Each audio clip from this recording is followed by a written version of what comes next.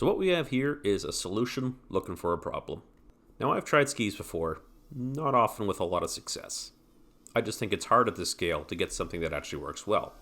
RC airplanes lack the weight to push through somewhat harder snow, but it's hard to also get a large enough ski on them that they don't want to sink through soft snow. At this scale, it's just hard to make it work. So here's the situation. I was trying to fly my T1 Ranger, and I could tell the ceilings were a little bit low, a little bit foggy, but I still thought I'd be okay. So I launched, and the plane went up, and I right away tossed on the goggles, and by the time I got the goggles on, the lens had already frozen over. And my spotter could still see the airplane, so it wasn't like it had entered cloud or anything, but just because of the freezing fog, it was just enough to freeze over the lenses. For some reason, the Insta360 Go 2 was the only one that seemed to survive it okay, as you can see here, comparing it against the Caddx Peanut, and of course the DJI camera, FPV camera. Brought it back, and I landed at line of sight, and I said, okay, well, let's just try and keep it lower. That should solve this problem. We'll stay out of the freezing fog, so it wasn't freezing fog at the ground. So I launched and attempted to basically put the airplane into a very low altitude, and then still try and get my goggles on. And I just put it high enough that it would be over top of these bins. And again, by the time I got the goggles on, I couldn't see anything.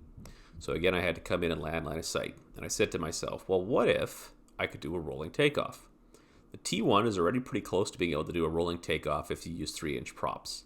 I'm sitting at 4-inch props, and you think, dragging it across the ground for a takeoff like that on the belly, probably not the greatest thing in the world.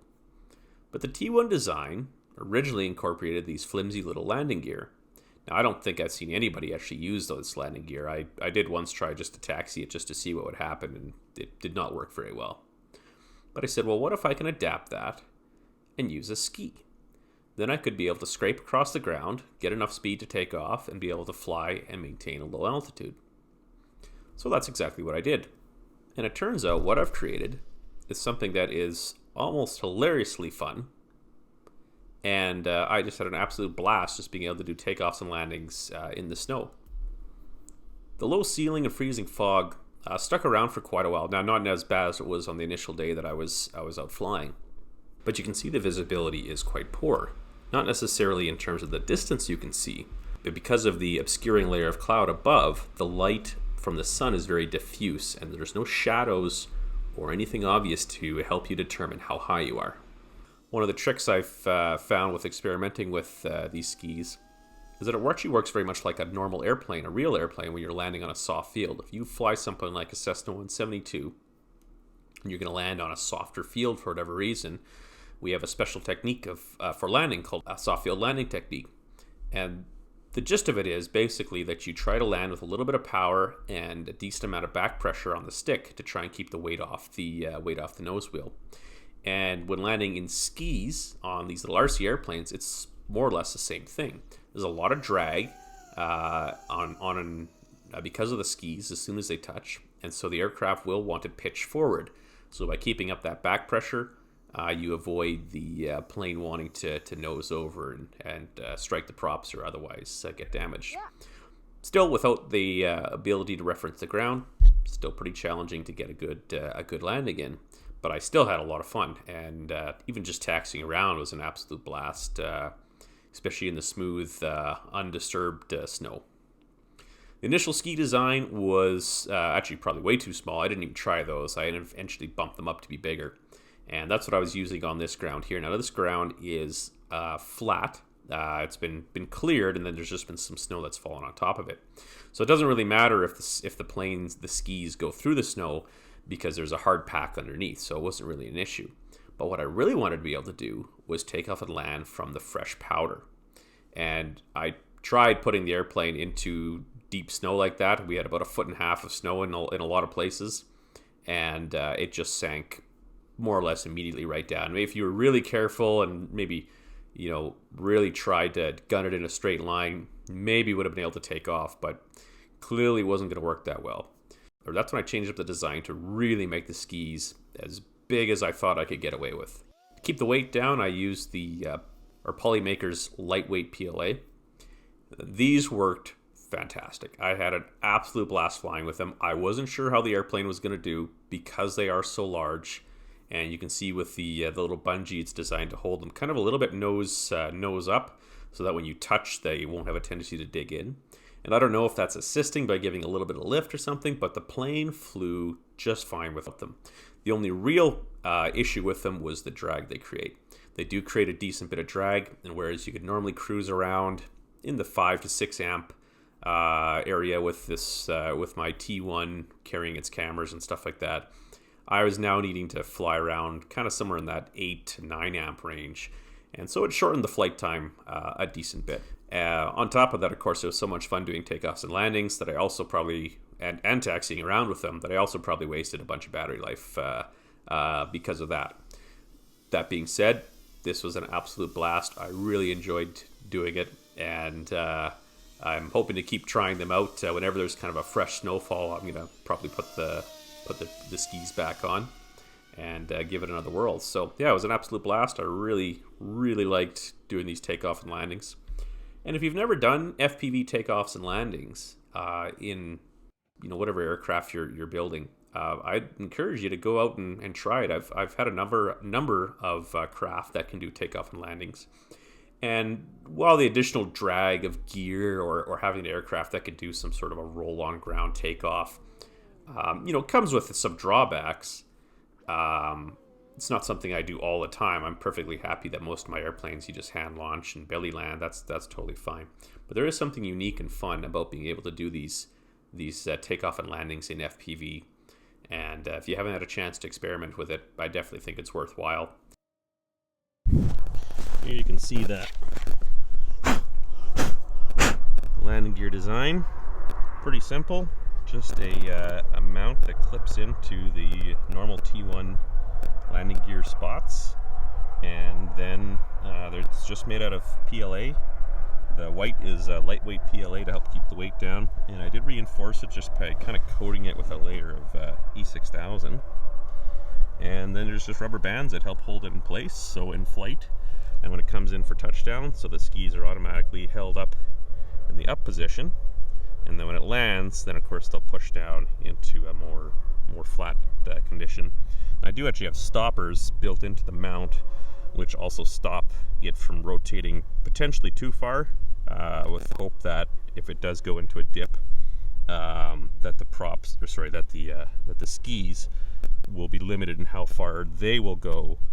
So potentially they'll hopefully survive the dip and be able to come back up around. That's all theoretical. I have no idea how well it actually works, but the fact that they held together so far seems to be doing pretty good.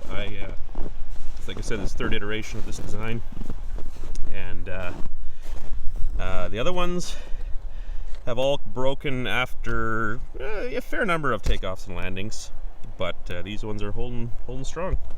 So here's my technique for flying with these skis. I'll try to post both sets, the medium set, which is the orange set you see in the video, and the white set, which is the large set. I'd say you would want to use the large set if you're going to go on top of fresh powder, and you can get away with the orange set, the smaller set, if you are going to be operating off of a hard pack snow. For takeoff, the main thing is that you don't want the airplane to pitch forward, so you need a little bit of back pressure. Right as the throttle comes up on the T1, you can see the tail already kind of wants to lift up a little bit, and you just need a little bit of back pressure just to make sure that it doesn't want to lift up too high. The amount of powder you're going into, the amount of resistance the skis are going to feel, you're going to have to play and feel with it a little bit, but that's more or less the idea. A little bit of back pressure, throttle up at a kind of a smooth, consistent rate, and it'll get airborne pretty quickly. Landing, the best technique I found, and I did find that it would sometimes want to nose over if I didn't do this technique, though you'll see a couple of examples in this video, or probably quite a few examples in this video where I did cut the throttle, is to try and land with just at least a little bit of power on, and make sure you're holding that back pressure in. And as soon as you're relatively certain that you're actually touching the ground, that's when you're going to want to make sure you've got a decent bit of back pressure in. And I find taxiing along with the back pressure does make a difference. So power on, keep it coming in nice and slow. Just try to gently touch the ground. Gently now, you just want to kiss the ground. Just a little peck. A smooch like you're kissing your sister. I said kiss it! And then keep that back pressure in.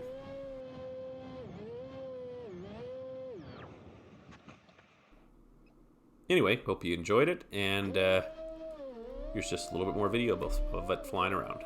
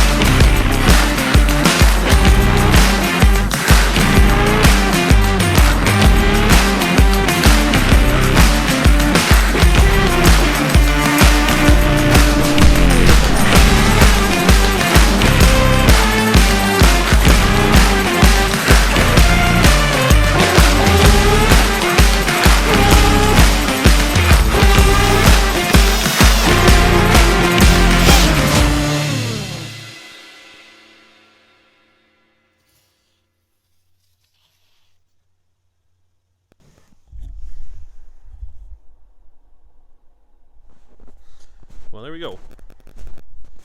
That was a lot of fun, as you can see from the many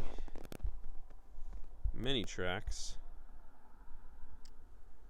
that we have going through here. I did a lot of takeoffs and landings. Anyway, that's what it looks like when you don't have landing skis. D1 just here buries itself in the snow. Oh, everything is so cold. Hurts my hands.